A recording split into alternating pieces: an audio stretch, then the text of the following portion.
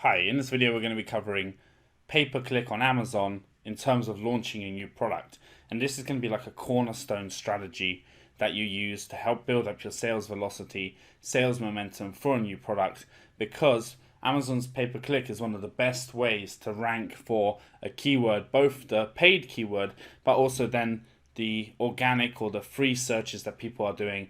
Amazon will pull up your ranking automatically if you're also advertising on the pay-per-click and people are buying there.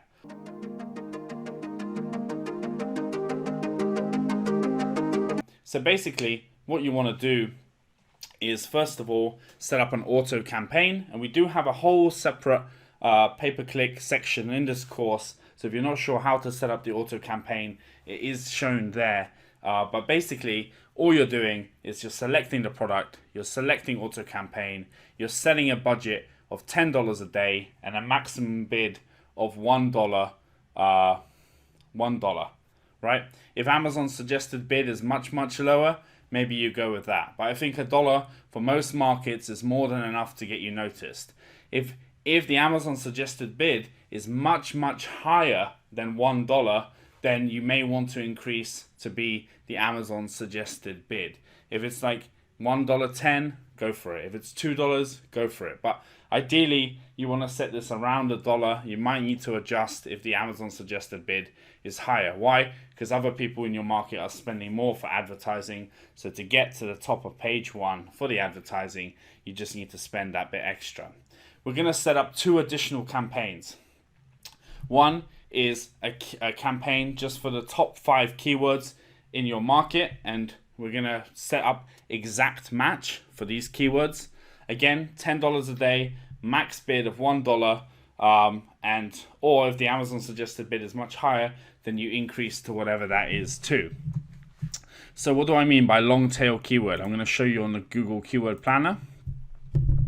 So I've gone in here, I've taken the number 1 product for placemats, I've put it in here, and Google's gone and told me all the keywords being used. So you can see here, placemats is one, table mats is another, table placemats is another, dining table mats is another, dining table placemats. Okay, so what we want to use is, of course, we need to use the main keywords. Placemats and table mats are the 2 highest. Then I would use dining table placemats, because it covers placemats, it covers table, it covers dining table, it covers several other keywords. It kind of overlaps.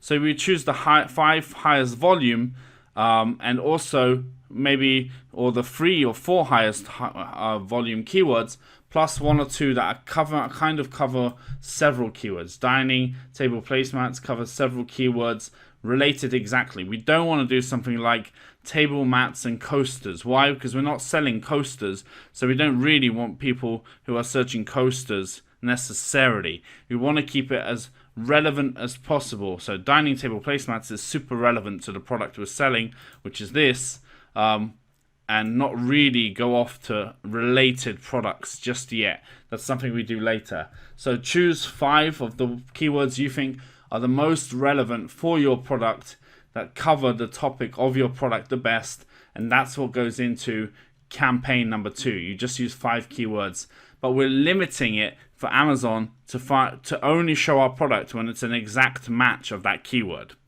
Okay, and the final campaign we're doing is our top 30 keywords with a broad match. Again, so we're going through the list on Google.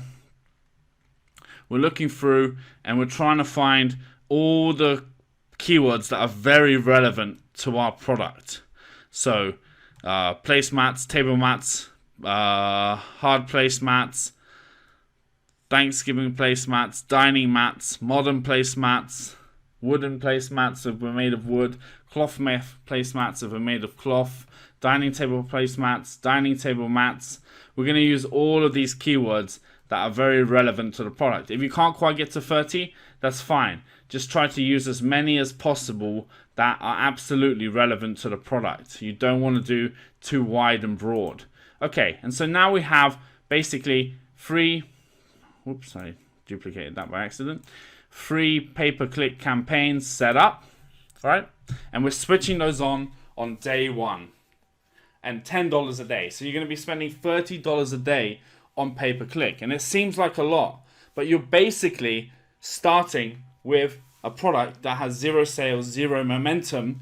And so you need to start to get this, right? Some people say you should wait for pay-per-click once you have some reviews, because otherwise people are going to click and not buy with no reviews. But that's not always the case. Sometimes what happens is you get your first or second review as a result of having pay-per-click. So it's a catch-22. You need the sales volume and velocity to get reviews, and you need reviews to get the sales volume and velocity, so you almost have to do it. And so, yes, you're spending higher here, and we can reduce that 2 to 4 weeks into this launch campaign, but it's one of the very best ways to start to get your product ranking organically and for the keywords. So we kind of need to do this. And then what we're doing is, as soon as we get the first review on our product, ideally a 4 or 5 star review, we're then doubling our budget for each of those campaigns. So we're going to $20 a day on each. Why? Because now we have the review, we can increase our conversion, etc. And so basically we're stepping on the gas as soon as someone's bought it and reviewed it. And then as we're going along with the pay-per-click campaign, we're going to be reviewing the performance day 10, day 17, day 24, and day 31. Why are we waiting 10 days before we review the performance? Because you'll have no data for the first 10 days. It takes Amazon's system about a week to build up some data that it can actually show you, and then that data takes time to populate into the system, so it can take 10 days before you have your first real data to analyze. So we can't, even though we're putting on these campaigns and we're switching everything on, and they'll look like this statistic showing inside the pay-per-click section of Amazon, actually that data is not very accurate until about 10 days in. So you can't really make any changes, we can't really make any improvements until it's been at least 10 days. So wait for your first review until 10 days into the process. Then we're going to be reviewing again a week later, a week later, and a week later. And what are we reviewing for? We want to download the reports for all 3 of our campaigns. We want to look at the average cost of sales. So how much are we spending to get one sale? Are we spending $10 in ads to get $50 in revenue? Or are we spending $100 in ads to get $50 in revenue? We want to look at that. If it's way too far off, if we're spending a lot and not getting any results after 2 weeks in, then we may need to completely rethink this strategy and look at other launch strategies. But usually what you'll find is this starts to stabilize a couple of weeks in, and you should be making about $2 in sales for every dollar you spend on advertising, which is great. It's great. You're breaking even, and you're able to then start to rank your product. What you want to do when you review the reports is look at which keywords are making the most sales or making any sales at all. You want to go through the whole campaign as a whole and look at the profitability of the campaign versus costs as well. And then you also want to look at the automatic campaign. You want to do a detailed analysis of keywords in there. And if you find in any of the campaigns you've set up that specific keywords are just bleeding money, where you're spending a lot of money to get no sales back at all, then what you want to do is you want to remove that keyword from that campaign at that stage. And by fine-tuning it week to week like this, you should be left with keywords that are breaking even or making profit. So at least $2 in sales for every $1 on ad spend. But remember, if overall all your advertising across all 3 of these campaigns, you spend $500 and you only get $500 back in profit, and so the $500 you made in profit goes to cover the ad cost, and you're left with $0, that's a good result for Amazon. Why?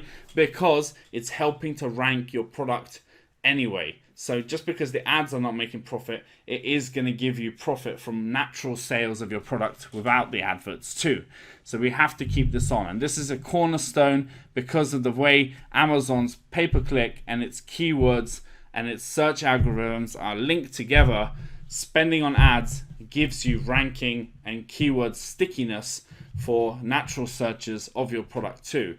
Yes, it seems like a lot for the first month, and we will cut this down 2 to 4 weeks in, but at the beginning when you're launching, just spend this money on the adverts to help get the product rolling and moving and starting to making sales and starting to be found in Amazon's system. Remember the road analogy. When you first move to a new place or you're in an unfamiliar city, Amazon doesn't know the way to your listing.